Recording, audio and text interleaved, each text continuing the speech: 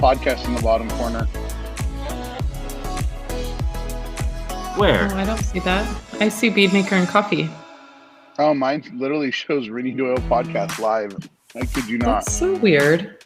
Yeah, It's so weird how this program does that. It's so weird how we can see different things. I'm going to pull it up on Here, Facebook. I'm going to switch it. So now it says Rennie Doyle podcast. Now it says Rennie Doyle. Now I'm going. No, in the bottom right, it shows live Rennie Doyle podcast. Oh, you mean the logo? Bottom right. Yeah, the bottom right corner. Oh, that's weird too. I don't see I don't that see either. a bottom right. I have a bottom left, Bead Maker and Coffee. Yeah, the bottom left is that, but the bottom right is Rennie Doyle. There it is. Now it It says just changed 60. to the 60 year. Oh, Okay, now what happens when I hide it? Now it's gone. Okay, do How you see the funny. 60-year one at the top right? I do. Okay, How funny. that's weird, but at least I can fix Because it. I'm not looking at you. I look at the main screen. Huh. All right, So if well, you're I'm going to go zoomed in- share this to a few places. Yep.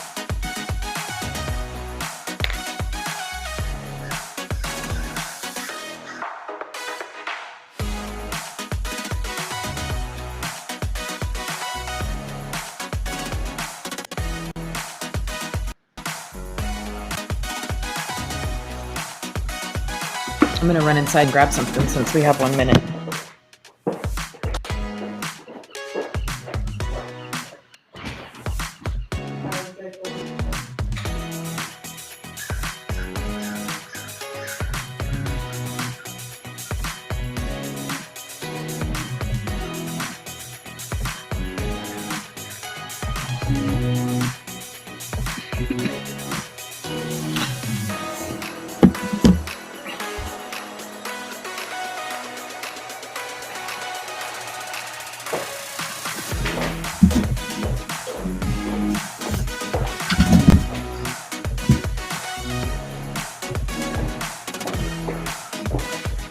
Can you guys still hear me?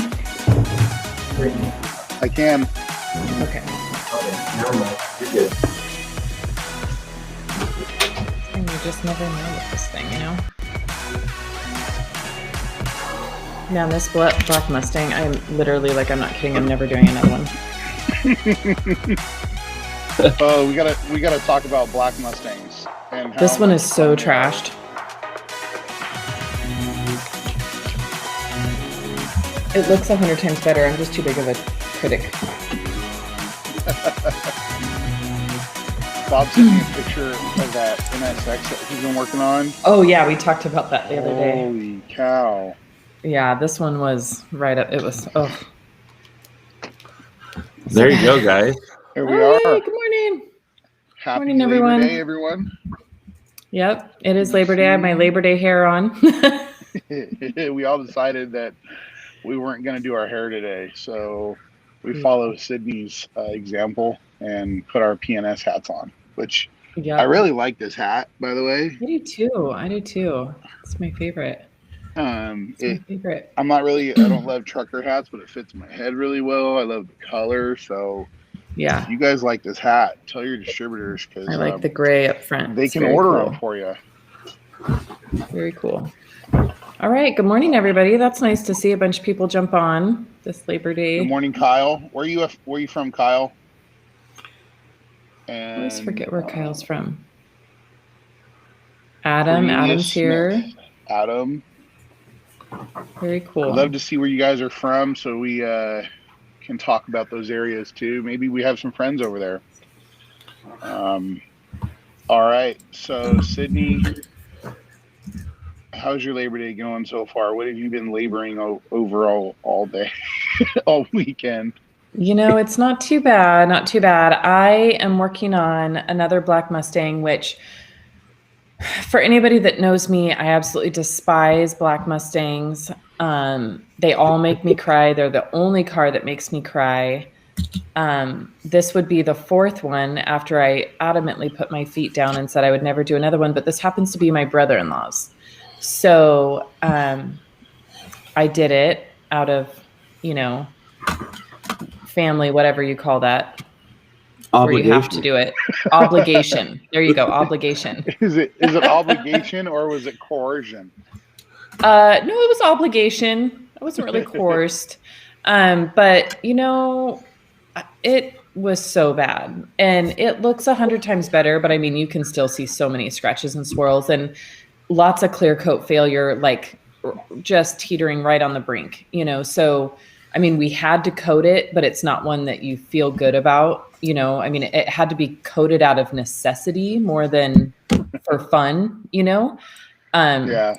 It had to be done out of necessity to just kind of stop whatever process is taking place. But man, it's a testament. It's only a 2016. It's a testament as to why you should ceramic coat a car when it's new. Because this car only has about 40,000 miles on it, and it is hammered. Wow.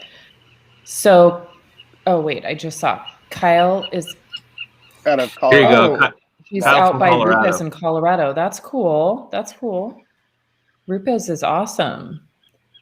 And then we've got Adam, of course, in Mactucky, Oregon. McMinnville, for those who don't know what that means. Oh, Adam's on the road today. That's cool. Then we've got Cornelius out of Mississippi. That's awesome. That's very cool. Thanks for joining us. And it looks like he's IDA, CD, SV as well. I can see that in his profile picture. Awesome. Very cool. My pictures must be too small. I can't see a whole lot. Then we've got Matthew joining us out of Edmond, Oklahoma. That's awesome. Yeah, Sydney, those black Mustangs, those jet black GT 350, 500. Yeah. I did one for SEMA a couple years ago, and I think I called you and I called Alex in Alaska out of frustration with this paint so many times. It was a lot of bleeping going on the phone. Yeah. They just won't correct. I don't know. I tried. And then you wipe it with a towel, right? Yeah. And then it's all over. Yeah. Yep. It just towel scratch. They coating them. It was a pain in the butt to figure out what it needs. But that's what we get paid to do, is figure out what vehicles need. Yeah. And how to get those results, even when they pisses us off.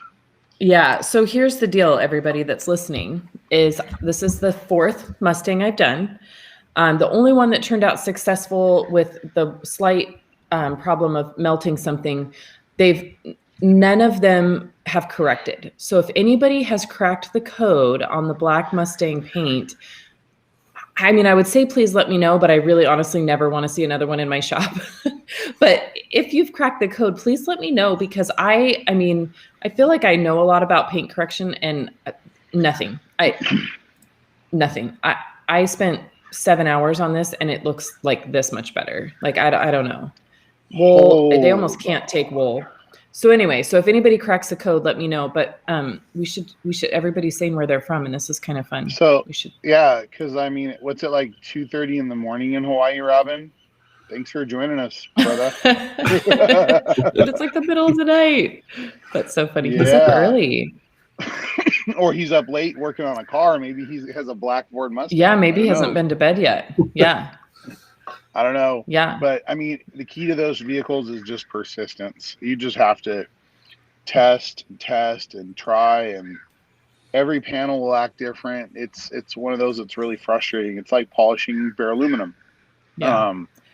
I just couldn't get any correction. Yeah. I just couldn't get any correction. And then there's only so hard that you can go, because there just wasn't enough paint on it. Like, I mean, I never would have wet sanded or anything like that, but the surface marring, so like the gray hazing came off, no problem. But those deep down scratches, I mean, they literally don't budge. And then you just get into the, there's so many areas that are about to fail that, I couldn't be too crazy. And then I don't know. And maybe it'll look better when it's not in my shop too. I mean, these lights I always tell people, these lights are going to make your car look the worst it's ever looked.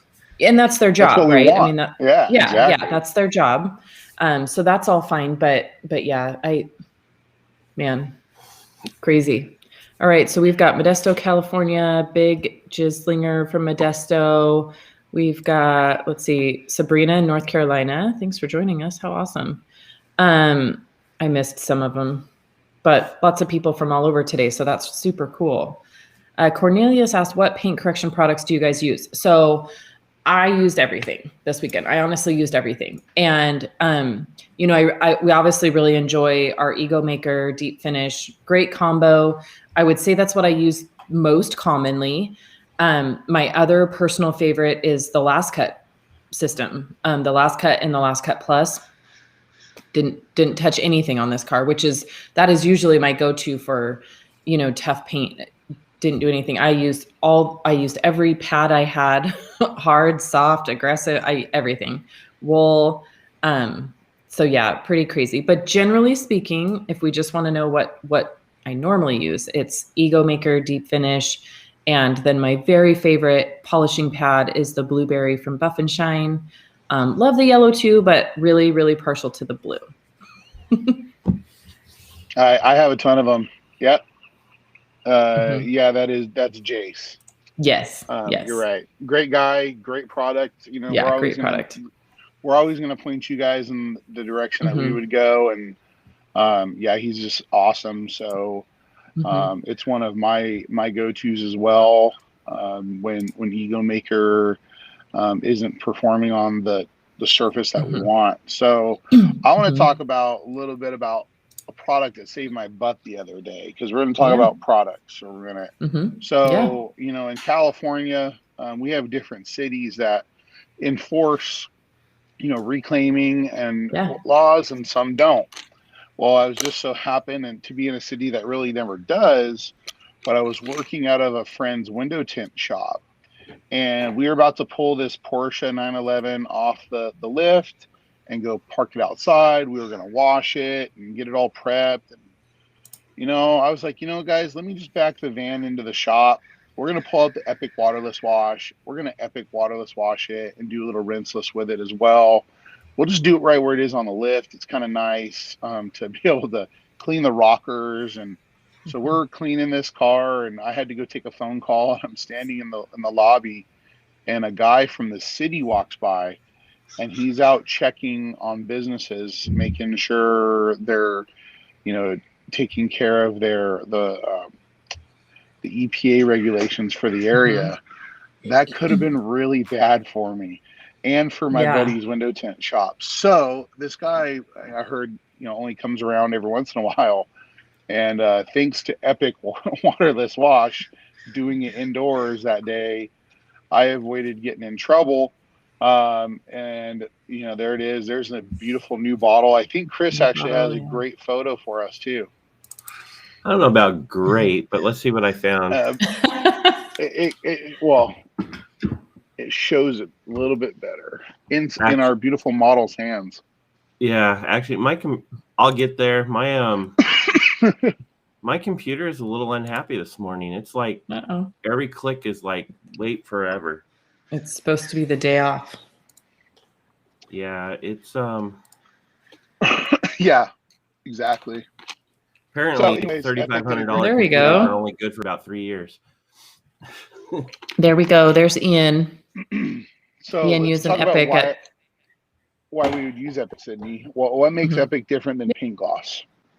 So Epic's got some polymers and emulsifiers in there. So it is, chemically made to be a waterless wash. So emulsifiers, I think they're citrus-based emulsifiers, polymers that encapsulate the dirt, lift them away from the surface so that they can be safely removed, via just a towel. So it's a great product for when you're on the go. I like to keep some in my car just for if, bugs or bird droppings or something happens on the road. It's kind of a nice emergency cleanup. It's also a great, door jamb cleaner. That's primarily what I use to clean the door jambs. There is some synthetic waxes in it also. So it's going to leave behind a little bit of shine and protection, which in those cases is really nice, especially on the door jambs. I like to leave, just a little bit of protection, shine. And then it is also great as a pre-rinse. And I think you use it as a pre-rinse, don't you, Kyle? Yeah, that's kind of what we did on that Porsche. It was pre-rinse, a pre-spray. Yeah. I went ahead and I misted the panels down, let it work, and then I came by with more of a rinseless wash style and did that. That way it kind of pre-lubricated those areas. And the Porsche that we were working on wasn't bad at all. But what I was trying to avoid was I didn't want to make a mess on the floor of the shop. So that's why I did it that way, so I could use less water and not have to mop the floor later. And so in that case, it works great. I know Rennie does that as well. When he does a rinseless, he uses it to pre-lubricate, especially the lower areas of the vehicle where more dirt and grime, are found. Yes. So that's my story of what I used a product on last week. It was actually kind of like a sigh of relief moment where me and my guys were, oh crap, that was that could have been bad, or maybe not. The guy was actually really cool. When he saw us working inside the shop, he was actually really happy to see us in there using it. So maybe it scored some brownie points with the city. I don't really work in that city very often, but it was cool. That's awesome. That's awesome. So tell us what product you used last week. Yeah. So last week when I was thinking about kind of, what products came in clutch for me last week, I would have to say that it's Wipe and Shine. And I know we talk about it occasionally, but the more I thought about it was, why do I use Wipe and Shine so much versus like Dynamic or Odyssey? And so it just so happened that this week I had several coating jobs to do. So Wipe and Shine, which one I want to show, and I don't want anybody to go out and make a bunch of calls, but we have a new label for Wipe and Shine, which is so cool. We're super excited about it. It looks awesome. I don't know if you can see the color. Wipe and Shine is kind of like a teal blue. And so the label matches all nice. So these will be phased in. So there will be a rolling change on the Wipe and Shine. So we're just about finished with our stock of the old labels. And so they'll just kind of roll in. So you'll start seeing these at your distributors and things like this, but love the new label. But let's talk about why I use Wipe and Shine. And I use it exclusively when I'm doing coated cars. I use it other times too, but when I'm coating cars, I only use Wipe and Shine as my tire dressing. So I kind of consider it as my premium tire dressing. And the reason why is I usually apply the tire shine right after I've done, usually I do it before I do the paint prep or right after, but it's always after I'm done compounding and polishing. So kind of in that final prep for coating, but I usually like to have the tire shine on before I'm actually coating. I don't like to put anything on after. So, but I still use Wipe and Shine because if I'm at that stage where I've just finished compounding or I've just finished using paint prep, I use the Wipe and Shine because from that point forward, I don't want anything sprayed in the air. I don't want anything aerosolized to be, moving around in the air or anything like that. So I use Wipe and Shine because you put it on a brush and you brush it on and nothing goes up in the air. Love the finish of it, but that is kind of one of the biggest reasons that I use it when I'm coating is so that I literally am not introducing anything else into the airflow. So I just wanted that. I used a lot of this week. I think I refilled this bottle a couple times. I went through a ton of this. The other cool thing about Wipe and Shine is when I was at the rag company last week, we did some videos and we used it on Gabe's truck and the tires looked amazing, but then we kind of took a towel and just lightly buffed the surface. And then what's really cool is you can rub your hand right across it and nothing transfers off onto your hand. So it's also one that, you can literally eliminate all sling, which is really cool. So love the Wipe and Shine. If you haven't tried this, as long as it's the awesome. tire is prepared with undressed. Yes. And, or brake buster, whatever level of cleaning it needs. It works great. I've done it in a few different ways also where we've used Wipe and Shine before we've coated a vehicle. And then I usually put tire covers over. And that way we're not touching it. I've also done it at the end. Like I did a BMW 340 Was it on Friday? Yeah, on Friday, and we had it on the lift, and we dressed it. It was so nice. I just dressed the tires on the lift. We ceramic coated it the day before, and it rolled away, and it was beautiful. So yeah, I love that you're not spraying anything near a coated vehicle. And that's just kind of a more of a geek out thing, but I just don't want to be close to a vehicle with anything that's going to leave silicone on it in the paint. So that brings up a good question. So Detail Will asked, is Wipe and Shine water-based or silicone-based? It is water-based. And it's a gel. And so, and we have a couple of videos. I can't remember if we have new videos out or if we have them coming out, but it's not dilutable though. Yeah, it's not dilutable. But what's cool about Wipe and Shine is you can use it on wet or dry tires. So even though it's not dilutable, you can totally put it on wet tires. So again, if I'm doing like a just a maintenance wash and the tire doesn't have time to dry before I need to dress the tires because it's just a quick, 30-minute wash, I usually always choose Wipe and Shine for that same reason. It goes great on wet tires. So I think we have a video. Actually, I know we do. We have a video on our YouTube channel now that I think about it. It was one from last November. And so we talk about how to put Wipe and Shine on. So Kyle and I both use a tire brush, a dedicated tire brush. We use the salt and pepper one. And you just put the gel on the tire. And then, you can see right there. And then you just brush it on. It's so awesome. You keep it off the wheel. You get around all the edges underneath, which is great when you use that brush. You don't have any of that rollback dry spot. So Wipe and Shine's great. And then Wipe and Shine, like you can see, we used it at Monterey because it is so easy to use, like in a show type setting. You can dress your tires right there and you're not spraying a bunch of stuff. You're not, so it's a really, really great dressing. I mean, I use a lot of our other tire dressings also, but I use Wipe and Shine a lot. It's a really versatile dressing. I kind of consider it more of my premium dressing because I'm using it on that premium surface, on that services. Then I, for other, surfaces, I'm using dynamic. And then I use Shine All for pretty much everything else for maintenance details or washing. So I kind of have my 3 tiers of dressing with those. And depending on maybe a customer's preference, I would change it up as well. But I really like how it gives a nice gloss, but it's not like crazy wet. And it's not it's just really black. Yeah, exactly. Well, I guess Odyssey makes that really black too. Yes. Hey, thanks for joining us, Ben. Yeah, finally caught a live stream. That's awesome. So this all right, here's one for you, Kyle. In your questions, let's go for it. Yeah, so Cornelius asked, is Seoul good for mobile and what's the downfall with outside applications? Seoul is great for mobile. There's downsides to every coating when you're a mobile detailer, but there's also some benefits, especially with Seoul, because it's so easy to put on. And you're going to see your customers annually because it's, going to be a reoccurring service.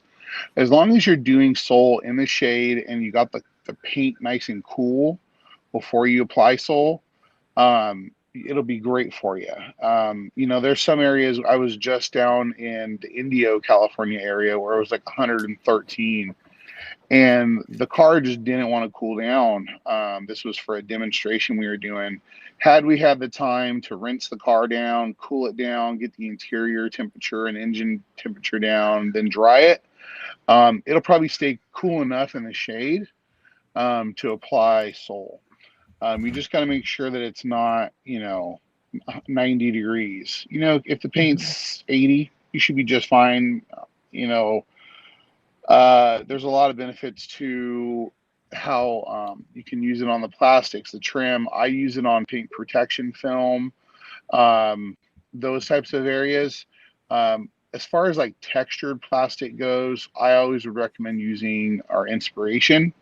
It works best. It gets in all the pores of the plastic. It won't leave behind any residue because it does have just the right amount of active ingredient. versus Soul and Legend are on two separate ends of the spectrum. They don't work so well on plastics. So if you're doing plastic trim, use Inspiration. If you're doing wheels, use Inspiration. It works great. Soul is a great top coat for those. You can put it on after that, but originally use Inspiration. You got to be careful with the ambient temperature when you're using Legend.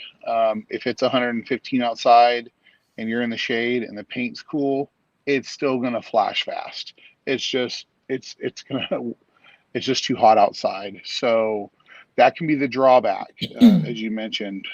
But I think you'll enjoy using Soul, and there's a lot of it, and it's a big bottle, and you can get a lot of vehicles. How many vehicles do you usually get out of Soul, Sydney? I'm seeing about 6, 7.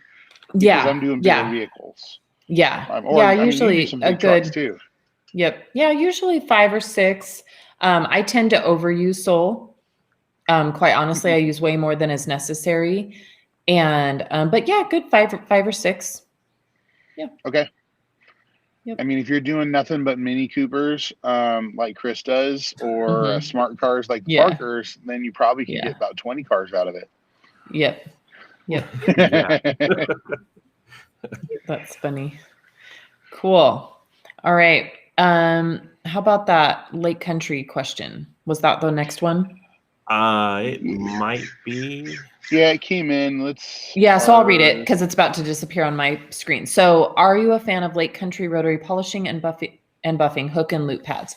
So, Ben, yes. Lake Country makes good pads. I think that when it comes to the pads, they're very similar. I think that, one thing I've noticed is don't buy cheap pads off like Amazon. Those aren't going to get you anywhere in life. So Lake Country is great. The CCS structure, I have a couple of those. I actually use the CCS structure on my window polishing, believe it or not. I like those ones for glass polishing. But for the most part, me personally, it's all a personal preference. Lake Country makes great pads. The difference between say Lake Country and Buff and Shine for me is the shape of the pad. And so Lake Countries tend to be more cone shape and flat, and Buff and Shines have the curved edges. Me personally, I prefer the curved edges, but yes, Lake Country makes a great pad. There's nothing wrong with that. That just is a personal preference thing. Kyle knows a lot more about the science of pads, but for me, it just comes down to personal preference. Really, you can't go wrong with Lake Country or Buff and Shine.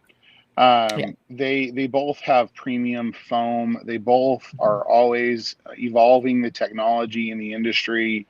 As far as pads in the U.S. and foam and even wool and microfiber, you got to give both companies a look and try and see what you like preference-wise, like Sydney mentioned, because they both have invested in the technology and the research and development. And I do have a few Lake Country pads. I have a lot of Buff and Shine pads, to be honest. I have our Reflection Artist branded PNS pads, which are great. And I don't know exactly the CCS structure, but I do have some old Lake Country pads and some new ones that the brown looking one and the green looking one that came out with their new tool that I've been able to play with. And you know what? They're in my, man, the birds are going crazy behind me. They will stay in my toolbox because I never know when I need a different type of pad. It's just another tool in my arsenal. Yep. It will stay in my toolbox because I never. Wow. Yep. Feedback. Yeah, we got a little feedback. So Mike C says, is Bead Maker better to use on bare paint for my parents' new car? I don't have time to coat it until maybe the spring. I say absolutely. Keep it protected until the spring. That's a great plan. It'll be easy to remove in the spring. And so I would just, keep it on every 2 months or so. Make sure that good washing processes until then, and you're going to be good. Though, Sydney, I would say we keep saying that Soul is as easy to put on as Bead Maker. And really, you could get away with washing, drying, maybe doing a clay, because you should clay anyways. Before you bead maker, dry it really well, hit it with some paint prep, and hit it with Soul. Not having time to coat it, Soul is that easy that you could put it on, like I said, in a nice, cool, shaded area, and you're talking the difference of time of maybe 5 or 10 minutes, if that. So that may be an option for you if you want to put some a little bit more protection on it. If not, bead maker will hold you over, hold their paint and protect it until it's time to put something more substantial on it, like Legend.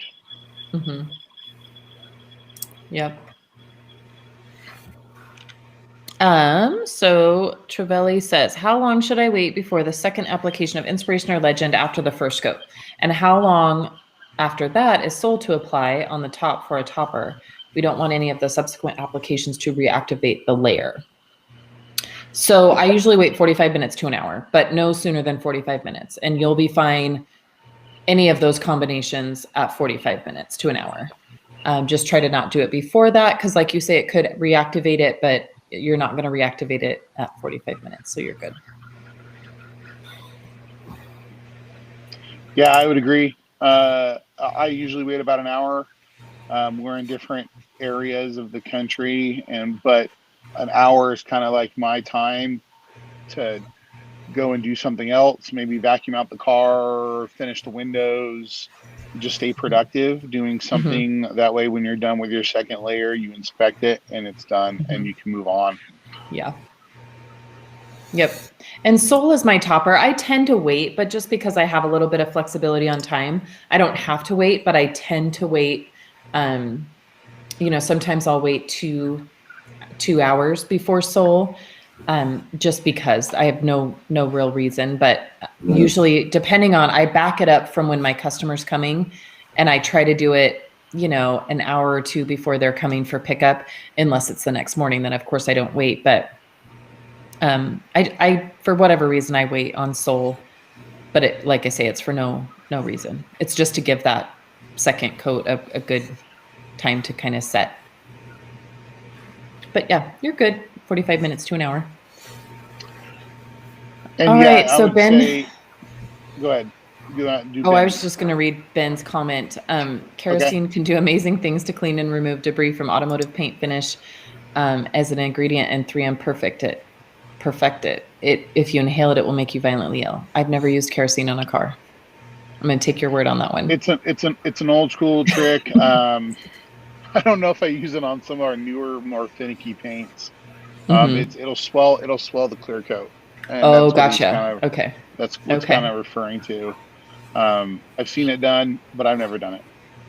Yeah, that's funny. And then our friend from Modesto says about throwing Rupes in there. Yeah, Rupes, great pads, but until recently, Lake Country was just a pad company and Buffy Shine was just a pad company. Now, Lake Country has a tool. Now, Rupes has a tool. The other thing is, the reason why I didn't throw that in is because I tend to think of Rupes as Italian and European. There's lots of foam all over the world, but I know for a fact that Buff and Shine and I know Lake Country are making their pads here in the U.S. That's why I kind of mentioned just those two as the leaders in pads, because that's their main focus. Rupes' main focus is tools. So, but they do have great pads as well. There's many other companies that make pads. Yeah. All right. Yep. Okay, so Cornelia says, is there an all-in-one pad that can be used for custom polish and shine? I'm not totally sure what you mean by that, but just mean like a more, kind of an all-in-one pad that you can use for an all-in-one product? Yeah. For me, Sydney mentioned it earlier, the blueberry pad from Buff and Shine is kind of my I'm going to go grab one. I'm out in my drawer, but I'm going to go grab one. I'll be right back. So what I do with it, with any pads, is I want a pad that can be soft enough when it warms up, but also stiff enough when I'm pushing really hard and I have more of aggressive compound. So yeah, the blueberry pad is what it's kind of nicknamed. The other versatile pad that I like is, there you go. Is it? Let me see the backside. Is that? Yeah, that's the PNS I have branded it one. right side up. Gosh, I'm so bad at So, trying to get stuff on camera. Another versatile pad would be like the blended wool from Buff and Shine Manufacturing. It's kind of a gray black look, and it will cut and finish out pretty nice, depending on what you're doing. So it's kind of in that realm right there. Oh yeah, you got one perfect. Yep. If you need to cut something and then finish it down, so you can either leave it if you really cycle the product a lot, or go to your final step, that's the wool for you. It's really nice. Yeah. Wow. And for those who don't know, since we're talking pads, let's talk about these real quick, Kyle. So yeah, there you go.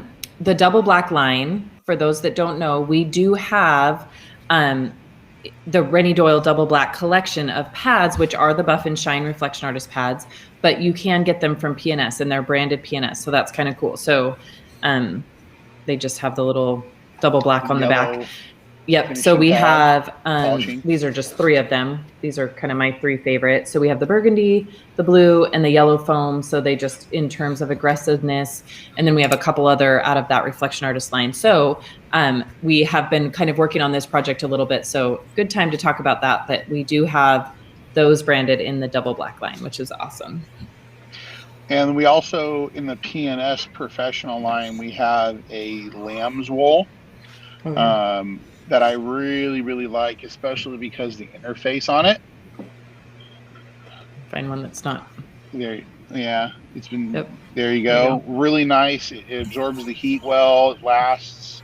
I really like that lamb's wool, and I don't know if Sydney has one or not, because I don't know if she's using it. We have a twisted wool as well, and it's like a 6.5 inch. No, that's not this one. No, that's microfiber. Twisted wool. Let's see. It's like the old school twisted wools, just down to a really small size with no rolling edge.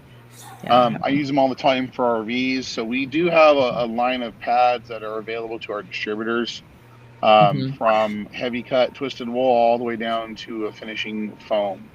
Yeah. And a finishing microfiber as well. Yep. Detail will. Cool. Hey guys, there's a question way back. I wasn't sure if we were going to address it or not. Oh, okay. I can't see it. Bring it up. Yeah, they're going kind of fast on my screen. It's about you know what. Okay. So we decided we'll talk about it. So go for it, Sydney. So there's a product coming out. I'm sure everybody has seen some buzz about it. You know what? Here's the best thing to say about that product. So this week is the week. You're going to hear all kinds of stuff about it. So stay tuned. Stay tuned on our Instagram and Facebook tomorrow. Stay tuned. Make sure you watch the Rag Company. Everything you need to know it's coming, guys. But in this question specifically, Sydney? you can say the name. Oh, it's called Dreammaker, but okay, anyway. We can say it now. But I do want to address what Sarah's asking in this question. So it says, can you coat it do you have to take it off before coating? So yes. Pretty much before you coat anything, you have to remove all previous products. So whether it's Bead Maker, Soul, Dreammaker, you need to remove everything before you put a coating on. So yes, to answer the question, yes, you do need to. And actually, here's the deal. You're not really going to have to take it off. It's not going to be there. Prep. Yeah. You're going to be fine. Yep. If you you'll find out more if you head over to the Rag Company's podcast on is it Thursday at 2 p.m. Yeah. Yep. Sydney's going to be there with the guys to answer it. We've been waiting on a few important things for them to receive so that we could do the launch. If you've noticed, we kind of held off on it. Some of you have actually we're already getting the questions about it. And you gotta wait till Thursday. Well, it'll all be answered on Thursday. Yes. But if you look at the bottle and the pictures that are out there and you read what the bottle says on the front, that's all it is. Yes. Yes. It's all it and is. So no, it's not a sealant. And then the other question we get is it bead maker? No, Sarah, you're fine. No. The beans are spilled. It's totally fine. It's totally fine. We've been wanting to talk about it. We just had to wait, and we're excited that it's finally can be mentioned. Yeah. But Dreammaker is just a gloss amplifier. Don't read into it too far. If it doesn't say there's no Teflon, graphene, titanium, it's shine in a bottle, and it's really awesome. So just make sure you follow. Make sure you follow all social media this week. Make sure you listen to the Rag Company podcast. Make sure you follow definitely listen to the Q&A on Thursday.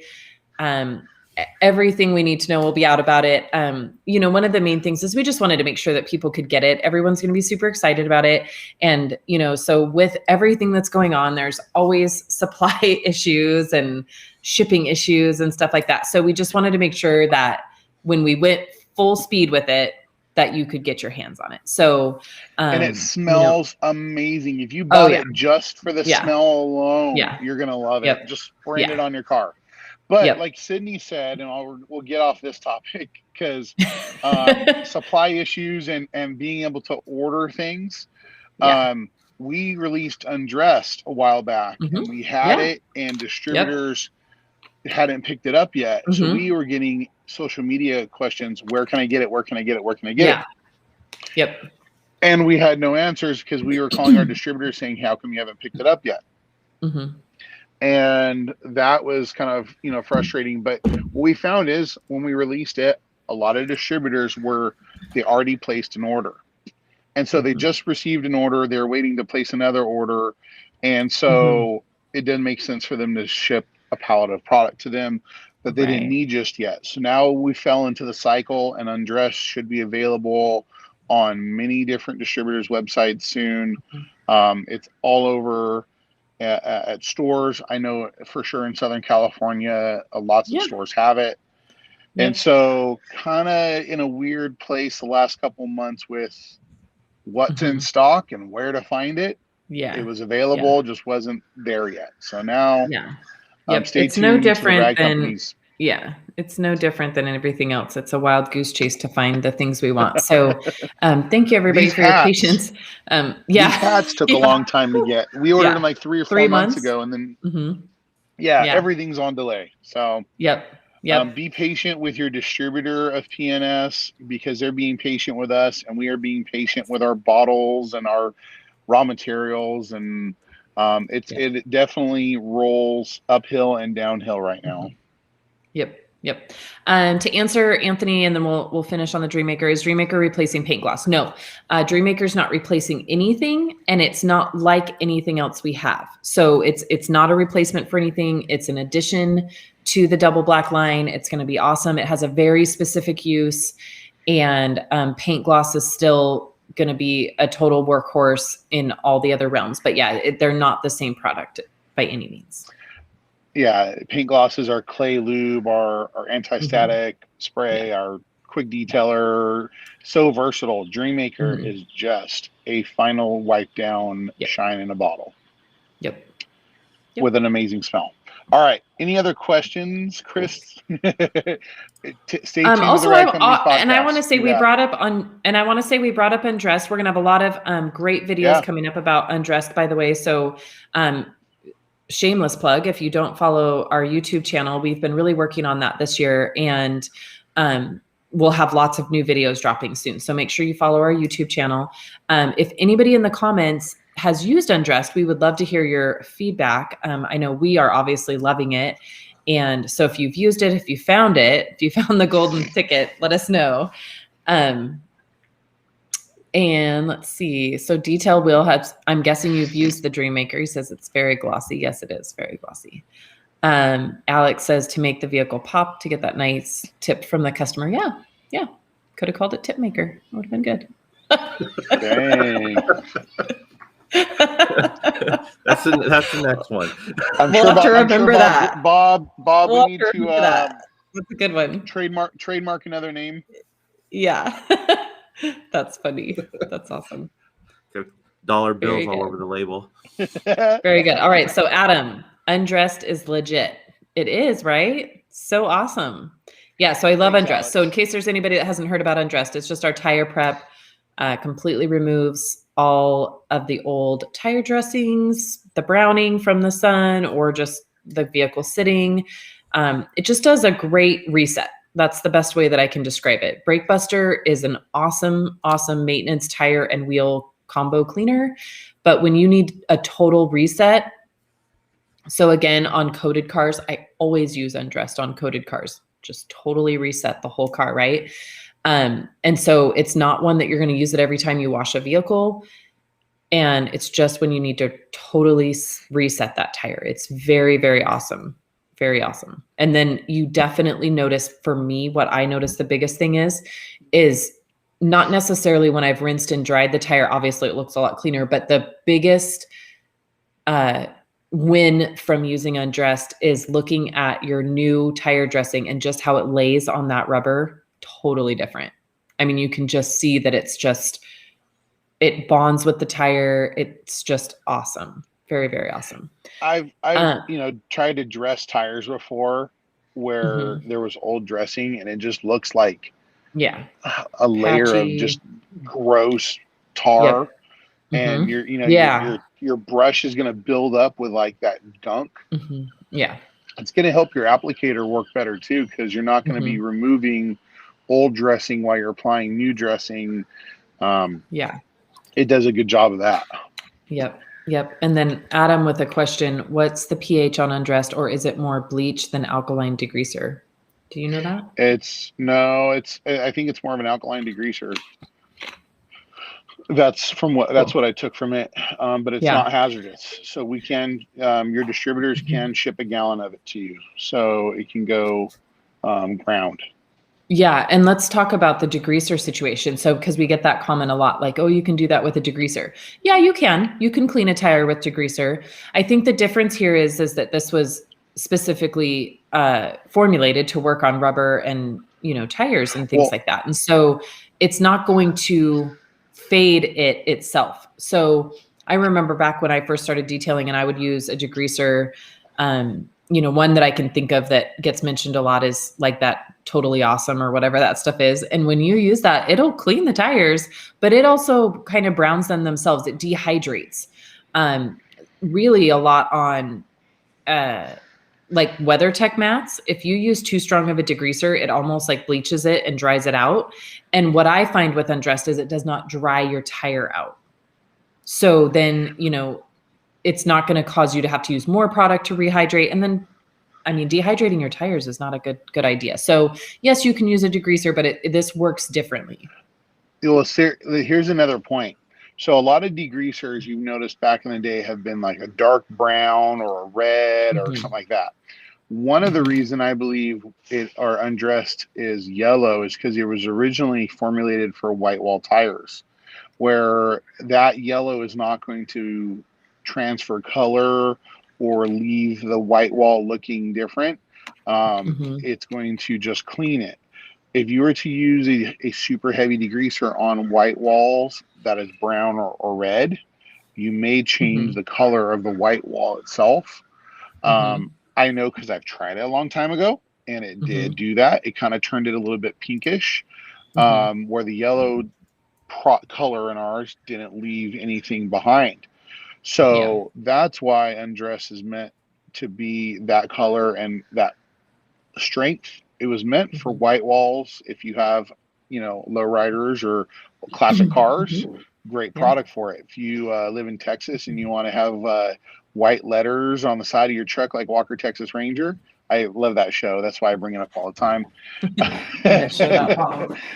Then you're going to clean the letters on your be it Fit Wrench tires or your off-road tires. In case we haven't seen this, I just want to show the bottle. It's cool. It's like, honestly, it's one of my favorite labels. I love the tire tread on the label. I think that was so cool. Very cool. Awesome. Okay, so let's see. We've got John, what's the sweet spot for a mixture of Brake Buster and the IK pump sprayer for a vehicle that gets washed 2 to 3 times a month? Happy Labor Day. Happy Labor Day to you too. And thanks for joining us on Labor Day. That's awesome. So Brake Buster in the IK, I tend to do 1 to 5. So 5 parts water, 1 part Brake Buster. There is a sweet spot for sure. Those pump sprayers are awesome, but you can also hate them if you don't get the mixture right, for sure. So I like 1 to 5, even 1 to 7 works great too. And I don't have any problem leaving my product in the IK. I know some people say not to leave it, but I think if you're doing 2 to 3 times a month, you're probably going to be okay. I leave mine in it and I, use it. It's great. And the thing about it is the pump sprayers is just make sure that your filter is washed often. That's usually the failure point in those. So some people will blame the product that it shoots out like shaving cream, but your filter has to be clean. So make sure you take that tip off the end of your IK sprayer. And, I usually just take some like pearl soap and wash that filter real well between my fingers, rinse it, let it dry, put it back into the IK. If you keep your filter tip top, you're going to love your IK sprayer. I'm going to jump in from behind the scenes real quick. Yeah. I keep Brake Buster in an IK Pro 12. Yep. And I've had some in there for a year, easy. And I've had no problem. But one of the things that I do is I release that valve after I'm done using it. And I let don't leave it pressurized. Out. Yeah. Don't leave it pressurized. Yep. I have so many pump sprayers for other things, for express, for bug off, for bead maker, that I actually don't use an IK because I have no room in my van for one anymore. And I use Brake Buster straight, and I use the spray bottle. Yep. Yeah. So because I have a bucket dedicated just for undressed Brake Buster, Iron Buster with all my brushes. An IK with all that would just clutter it up for me. So my system is I stick with the spray bottles that we already have. Yeah. And I do primarily use. Yeah. Go ahead. Well, I primarily use it in a spray bottle too, only because, again, I love the IK sprayers, but I do forget to do the maintenance on them. So I tend to just grab the spray bottle of Brake Buster, but I do love the IK. And I, like Chris, actually prefer the IK 12. I use that a lot more than the pump sprayers just because, you have to pump it up pretty solid, every wheel. So I do love it in the IK 12 more than the pump sprayers, but that's all personal preference. I think too, when you're in a shop that's more higher volume, you're going to find those pump sprayers a little bit more frustrating to use rather than if you're just washing your own car. One thing I wanted to bring up about our spray bottles, and this came up last week when I was doing an open garage. Well, we've talked about, our spray bottles are labeled with all the safety on it and the OSHA compliant information. Someone that I talked to later was like, I'm glad you told me that because I need to buy all the bottles. He worked near an airport or at an airport and got hit up by OSHA for having bottles that were not labeled. And so that's one reason that I really like that we have our compliant bottles. And they have a nice label on them. They last. But that was something that kind of stood out to me. I've always kind of done that, but never been hit up by OSHA, knock on wood. So having all of our products properly labeled is really important. Yeah. Yep. So the next question, what is basically Anthony's asking, now that we're on to wheel cleaners, how would you compare Brake Buster versus knockoff? Do you want to take that one? So knockoff was designed to be diluted through the Chemtrol system. It is a concentrate wheel cleaner. And the Chemtrol system is great for detailers. I have one, Sydney has one, other detailers I know have them in their own home shops. But it's also for body shops and car washes and, dealerships, those types of places. And so when you dilute it properly and use it, it works just fine. It doesn't suds the same as Brake Buster does. It is not Brake Buster concentrate. It's a different type of cleaner, but I get really good results when you use it in a foaming tip spray bottle or a foaming tip IK. That's where I see it works really good. Yeah. So if you're looking for more of a highly dilutable tire and wheel cleaner, then knockoff's your thing. If you're more of a pro to prosumer, then Brake Buster is still killing it, still doing a great job. It's just knockoff was meant for a chemtrail system. Yeah. Yeah. And I find the same. I find that knockoff for me works better in a foamer. However, I'm very partial to Brake Buster. So I just tend to grab for Brake Buster more often. But I do want to share what I actually use knockoff for, because I do use a ton of knockoff. So for those of you that haven't seen my shop floor, I have the tiles, it's not, I just lost like the word. Swiss tracks. Yeah. Like Swiss tracks. It's not real, but it's a knockoff, but this is going to work the same on any floor tiles. And so I actually use it to mop. So I have it hooked up on my chemtrol on the bucket fill side. And so I fill my mop bucket with it. And then I mop my shop floor, because what's generally on the floor is all the stuff that comes off everybody's tires and brakes. So I use it to mop those tiles, and it works perfect. So that's what I primarily use knockoff for. And it works great for removing all the stuff that came off the tires and acid wheels. Yeah. Acid-free wheel cleaner. And so it's meant to get the dirt and grime off of rims, tires, plastic, so it works great on your floors. Yeah. But that's really important is it's safe.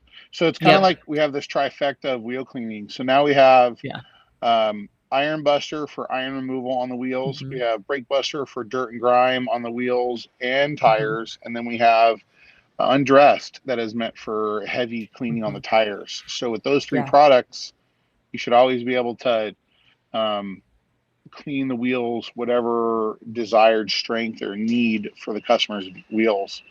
Have a question, or I don't know if this is a question. How about wire wheels from Malco?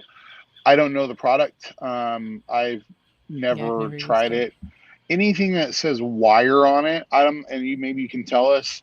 I always think of an acid, because everyone used to bring up like the spoked wires, the mag wheel cleaner.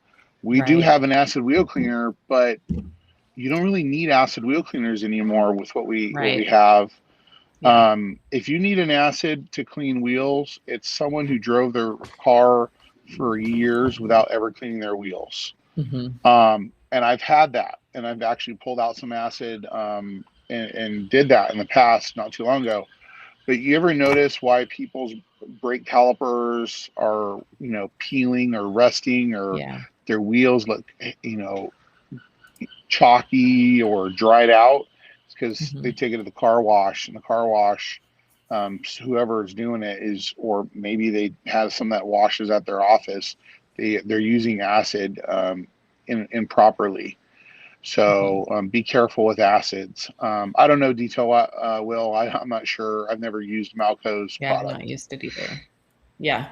And, for me, I just always err on the side of using the safest product. So I don't use wheel acid either. One, because I'm in a home shop, right? So that's not a good product to use in a home shop in my neighborhood. And then, like Kyle said, I just would rather use safer products that are going to do the job, and not take a risk of hurting something. So use the least aggressive method and then go up from there. Yeah. So Chris, do we have any more questions? We're kind of at that time where like all the questions start rolling in real fast. Or they die off. There's one comment of Ben's that I just want to address, because I think this is important. So he said, for one thing, to really get wheels cleaned without brakes, it's better if you can carefully take the wheel off the vehicle. So let's talk about that. I agree. If you could take the wheels off, that you can get the wheels cleaner. However, just check this for me. I don't know if you're an enthusiast or if you're a detailer, but being in the industry, I've heard and seen a lot of things that can be pretty scary. And so one of the main things that I want you to check before you're doing that is just check your insurance. So if you're a detailer and you're working on other people's cars, If you have garage keepers insurance, just check with your insurance that you're covered to do that, because a lot can go wrong, and I've seen things go wrong. It's kind of similar to if you use a lift, make sure that your insurance covers using a lift. We see a lot of things go wrong and detailers not be covered. So I agree. It would be great to take the wheels off the car and get them super clean. I myself, when I called my insurance agent, I'm not covered to take wheels off. I'm not covered because you have to lift the car off of the ground. And so anything that I'm not covered for, I could certainly add it for sure, but the difference in the cost was not worth it. So I just want to mention that you're not doing anything wrong. I just want to mention it. If you are a detailer, just double check that your insurance covers it. If you're doing it on your own car, knock yourself out. Yeah, same idea. I actually have some, a lot of friends in the industry, and some of them have gone in the route of wheel and tires. You do have to have like a special certificate for wheel removal and lift usage. Yeah. Honestly, I don't like doing it, I've done it in the past. If I can get the wheel clean and coat it, especially on a brand new vehicle, if I can reach in there and get it, then I'll do it. But if not, you really got to make sure that it's torqued down properly. There's lots of things you need to do. Some people have actually gone and received their ASE certification for it, because now you're getting into mechanic world. Yeah. And even unbolting seats and doing that kind of stuff. Another one. Yeah. Don't let that bite you in the butt one day if someone was in an accident, even though you did the right thing and strapped it down, doesn't mean a lawyer is not going to come after you. So just be smart about it. And it's not cool to take off wheels. It's just part of the process if you're a professional and you're doing that. So I did a Porsche earlier last week and a BMW ceramic coating, and it was on a lift, not my shop. And I did not have to take the wheels off. I was able to get everything that I needed to protect, except for where the lug nuts go behind the face of the wheel. But I got the back of the spokes on the wheel. I got the barrels, everything. So I just do my best. And I hire employees that have tiny hands because they reach in there and they get the calipers and everything a little easier than I can. Or I will airbrush it if I have to. If I can't reach it, we'll airbrush. So yeah. Yep. Cool. And Dano said, great talk, you guys. You guys are awesome. Thanks for joining us. Yeah, we got some new people on here. It was really cool to meet some of you. Thanks for joining us today. We want to keep this consistent, even though today's Labor Day. Sydney's obviously home with family and she has a car to finish, or she did. And I'm away with family. Yeah, is your Mustang done? It's pretty much done. It's gonna go home today. Yes, it's done. It is. It's pretty much done. So yeah, I just need to kind of wrap things up, do a final wipe, but it's definitely one of those that tugs at the heartstrings because I can't make it perfect, but we can't win them all, right? Yeah. Well, and just, then you get to enjoy time with your family and get ready for the work day tomorrow. I have an RV to polish tomorrow. And so I'm enjoying the rest of my Labor Day off. I'm not looking forward to driving home, though, in traffic. That's probably going to happen from San Diego back to the Inland Empire. Maybe I'll make sure I'll drive this time so I can sit on my phone the whole time. Yeah. Yep. Very cool. All right. Hey, well, Kyle, you enjoy your rest of your Labor Day. Chris, you too. And thanks, Adam. Thanks for joining us from on the road. You guys have a great rest of your day, and we will see you in 2 weeks. And again, make sure you tune in to all social media this week. Are we going to do a special edition in 2 weeks? Oh, yeah. Maybe so. Maybe it'll be a special edition. Yeah, so they want to see the Mustang, so I'll try. Let's see if we can do this here. Let's see. Can you see it? I'm so bad with here. Maybe I need to get out of the way. There we go. There it is. It's just a little rough, but it's fine. I mean, it looks good from far away. Not the best camera, but yep, there it is. It's still here. Just make sure you don't point the camera in somewhere and get in trouble for pointing the camera at yourself, you know? Yeah. Like I did last time. Right. Showing stuff. Yeah. Oh, I missed that. Oh gosh. Wow. Hey, Chris. What shirt do you have on? Oh yeah, you got to show us what shirt you have on. Yeah, hold on. Here we go. There we go. Oh, nice. It's also from Blip Shift. It's got a polisher on it. It says that'll buff out. Oh, that's funny. I've had this one a long time. This shirt's probably 4 years old. Yeah, that looks like one of those McGuire's like Porter Cable branded polishers, huh? Yeah, it is. I've got my I've got some serious sunlight coming in here right now. No, that's funny. But anyway, it's fun.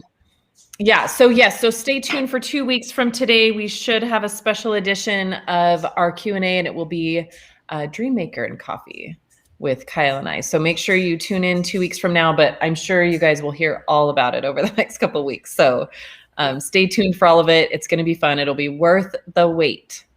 That's what I can say. Happy Labor Day, everyone. All right. Cool. Talk to you guys later.